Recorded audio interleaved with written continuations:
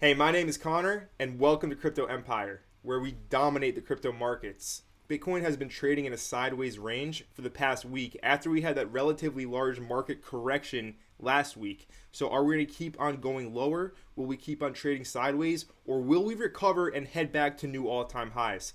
I will be discussing that in this video. So make sure you stick with me until the very end and you smash the like button. If you are new to Crypto Empire, be sure to hit the subscribe button and turn all notifications on as well. And leave a comment down below and let the gains be with you.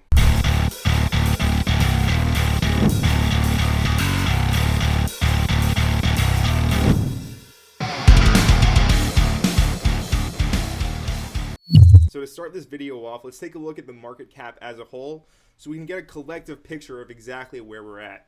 We can see Bitcoin is trading at $34,500, ETH at 2.3K approximately. We have a total crypto market cap of $1.5 trillion with a Bitcoin dominance level at 42.3%. So Bitcoin dominance is staying low, staying below 45%, which is great. Right, that means it's bullish for altcoins. If we saw Bitcoin dominance start to rise again, that would mean that a bunch of people are selling their altcoins back into Bitcoin, which would make altcoins really bleed out. So we can see that alts are still holding strong. In this video, I won't be going too into detail on altcoins that you may want to have your eyes on. However, just by looking at this market cap and prices, we have Polkadot under $20, right? Kusama auctions are going to start for parachains. We can see Kusama trading at $286 below $300. I'm very bullish on the Polkadot and Kusama networks, and I will be participating in these crowd loan parachain auctions. So just something to keep in mind. But we have other things to talk about today, and that is the Bitcoin price. So as we can see here, I have a range mapped out on the Bitcoin price chart. I'm looking at a daily chart at this point in time. So we can see that back here in January, we created this range, and we created this range in between two very strong supply and demand levels. We had a supply zone up here around $42,000, 39 to 40 to 42K, yeah. So we'll make this red for a supply zone. And then down below, we have a level of demand that has held very strongly, and it's being used still to this day. So, I mean, it's kind of a rally base rally. So I'm just going to draw the zone to these candle wick lows up until this candle body high. I'll just zoom in so you can see. So to these candle wick lows, down to these, or up to these candle body highs, that is how I will draw this demand zone. And we can see that price has been respecting these levels of supply and demand in this range, right? It's like we're playing ping pong back and forth between these price levels at about $30,000 to $42,000. Now, if we come over here to current prices, we can see it's pretty much the same exact thing, right? We drop down to this lower demand zone at 30K, then we bounce back up to, you know, the supply zone over at $42,000, and now we're just playing ping pong again in this range. So this is like history repeating itself a little bit. We have this range over here, this accumulation range. And then if you guys don't remember, this big green candle that actually bursted out of the range was the Elon Musk news that he purchased $1.5 billion on Tesla's balance sheet. We come over here, we can see we are also now back in this range. So to understand what is really happening here, we have to do a little bit of critical thinking. When Bitcoin was trading up here in these ranges of $50,000 to $65,000, we had hysteria in the altcoin markets, and it wasn't on the strong altcoins, you know, the solid projects like Polkadot, you know, Thorchain, Matic went nuts, but you know, Matic is still holding strong. But it wasn't hysteria on the strong projects. It was hysteria on the absolute garbage coins that offer no value. Now, I'm not knocking anybody who made life-changing gains with their meme coins. However, I am knocking the fact that these meme coins hold zero value, literally zero value, and they're worthless. The only value that they have is the value that investors give to them, which, you know, most uninformed investors think that they're going to be able to retire from their 9-to-5 job if they buy Dogecoin at 35, 40, 50 cents. Right? It's a crazy kind of way of thinking, but this is what starts to happen when the market is really starting to overheat. So in my opinion, I think it was necessary that we had this market correction because a lot of these people that just got into crypto got scared off by this. And now please don't get it confused. I don't want to see anybody losing money that they can't afford to lose. But this is investing. This is the real world. And you are a grown man or woman that needs to make your own decisions on how to invest your money. You should not be putting money into the market that you cannot afford to lose. I get DMs. I see stuff on Twitter of people that lost fortunes because they took out too much money and they put it into crypto. Then the market corrected and they're down 50-60% on their money. And that was money that they couldn't afford to lose. So I hope you are staying smart and educated with your decisions. Now, crypto is an amazing opportunity, but you need to go about it in the correct manner. Don't over leverage yourself.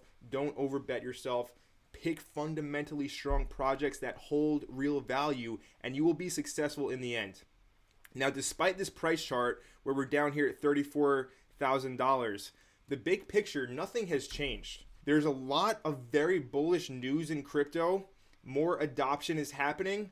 So the big picture, Bitcoin is most definitely going over $100,000 and more, right?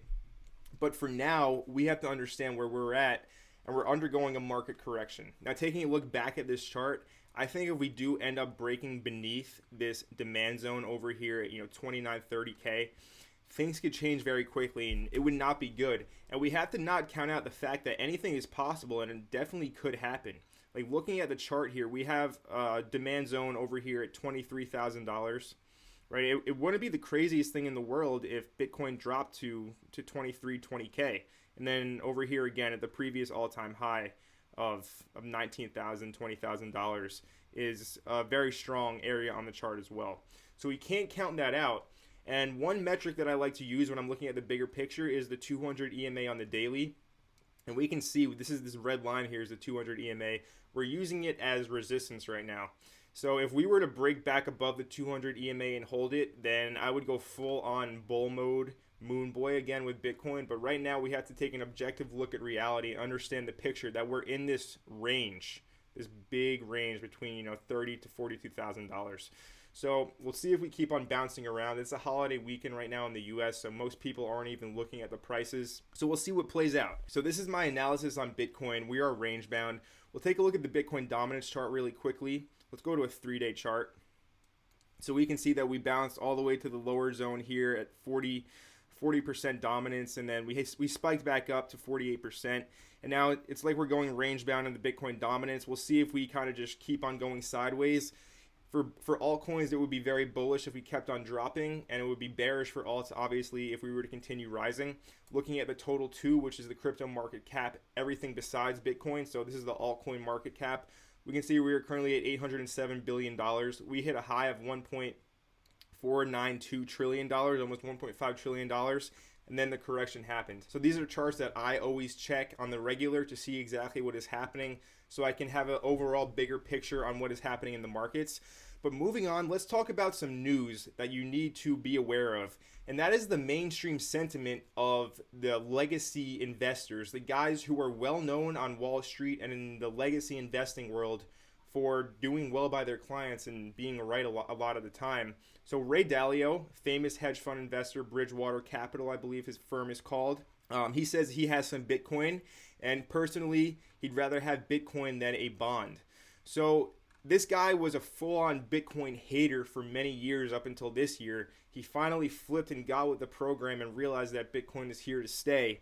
And now he is in Bitcoin. So we can see here that Ray is saying that Bitcoin isn't a great medium of exchange. It's more of a store of value. This is what every single legacy kind of investor is saying. So it's no surprise to hear him carry that same sentiment. And that's fine. Like, they can have Bitcoin. You guys know I'm bullish on privacy coins like Pirate Chain and Monero. They can have Bitcoin. Bitcoin is a surveillance coin. I do see as time goes on and people realize the fact that Bitcoin is completely transparent, more of a move over to privacy coins like Monero and Pirate Chain. But for now, it's just bullish news that, these guys who have always hated Bitcoin are now in on it and they have it. Moving on, we have Carl Icahn, another famous legacy investor, saying that he is potentially going to buy $1.5 billion in crypto. Now, he didn't specify if he was going to go all in on Bitcoin or what, so that's great. Like, he's realizing the fact that, there's a lot of Bitcoin maximalists out there that say, oh, only Bitcoin, yeah. But Carl Icahn obviously has some good analysis in his corner to realize the fact that the whole cryptocurrency industry has a lot of potential in that if you just single yourself out to Bitcoin, there is a lost opportunity cost there. So I do, obviously I speak about a lot of strong altcoin projects on this channel because I do believe that these altcoins offer value that Bitcoin does not offer at this point in time. Will that change? Probably not, because we have these old school guys saying that Bitcoin's a store of value, that's it. There is the Bitcoin community pushing for smart contracts and DeFi on Bitcoin, but the matter of fact is that these proof of stake networks like Ethereum, Polkadot, Kusama, Cardano, Solana, Avalanche, etc., they just kind of do it better. They have first mover advantage. So we're not going to be waiting for Grandpa Bitcoin to get smart contracts and DeFi when we can just do it on another chain. So that's just how I look at it. Some might scold me for that, but hey, I don't really care. That's just my opinion. Okay, moving on, we have some news about Uniswap and the fact that they are speaking about moving to a layer 2 scaling solution. I did mention this on the channel a few weeks back, and it was kind of obvious because the gas fees are plaguing the Ethereum network and everything is going to be rolled up in a layer 2 scaling solution. So Uniswap picked Arbitrum for their layer 2 solution, which is kind of interesting. It kind of came out of nowhere, but that's fine. It's going to be very good because Uniswap will be rolled up into a layer 2 scaling solution, making the transaction times quicker, less failed transactions, and lower transaction fees. So I'm following this development, seeing how it plays out. It's just kind of talking right now and voting with your Uni governance tokens and stuff like that. So we'll see how this plays out. But overall, I think it is great the fact that these Ethereum protocols are moving all to layer 2 so that they're actually going to be able to usable and you're not paying hundreds of dollars for a transaction. So overall, the bigger picture has not changed for Bitcoin and cryptocurrency. There is a lot of FUD in the media about energy and China, whatever they're saying nowadays. I try not to pay any attention to it. I am always scanning for opportunities to make gains because that is what we do here at Crypto Empire. We dominate the market and we always have our eyes on the next opportunity, ready to move quickly and nimbly into it so that of course we can profit from it. So if you want to find out exactly what I'm doing, definitely join that free Telegram group. The link is down in the description below. Stay tuned, stay informed. This is not the most optimal market conditions and environment for trading right now. I always preach to always have a small percentage of your overall portfolio for trading, 5 to 10% depending on what you want to do, not financial advice of course, but overall this is not a great market to be trading in. Sure, you can be trading the range, up and down, but me personally, I'm looking at DeFi opportunities. I'm looking at Kusama parachains. I'm looking at stuff like that because there are so many ways. There's 1,000 ways to skin the cat, so don't just narrow yourself to trading. If you're too focused and have tunnel vision on trading right now, you can get chopped up and miss out. Like, the opportunity cost is just not worth it to me at this point in time. When the market changes conditions, of course, you guys know I will be in there ready to go, taking trades, making calls. That's just what I do here at Crypto Empire. So subscribe to the channel if you want to be informed about that. Join the Telegram group. Comment on this video, like this video, make sure you have all bell notifications turned on as well. And my name is Connor from Crypto Empire, and we will see you in the next video.